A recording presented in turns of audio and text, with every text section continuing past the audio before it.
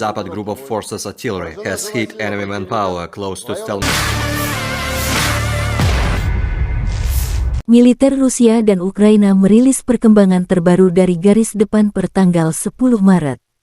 Juru bicara Kemenhan Rusia Letnan Jenderal Igor Konasenkov menyebut kontak senjata terjadi di sejumlah wilayah.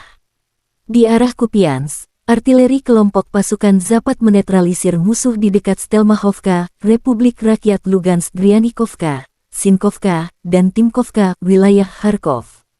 Hingga 40 militer Ukraina dan 2 kendaraan bermotor dihancurkan di arah ini selama 24 jam terakhir. Letjen Igor Konasenkov melansir secara total, 400 jet tempur dan 218 helikopter, 3.373 kendaraan udara tak berawak, termasuk 411 sistem rudal pertahanan udara, 8.249 tank dan kendaraan tempur lapis baja lainnya, 1.055 kendaraan tempur yang dilengkapi dengan MLRS, 4.315 meriam dan mortir artileri lapangan, serta 8.830 unit khusus peralatan militer dihancurkan selama operasi militer khusus.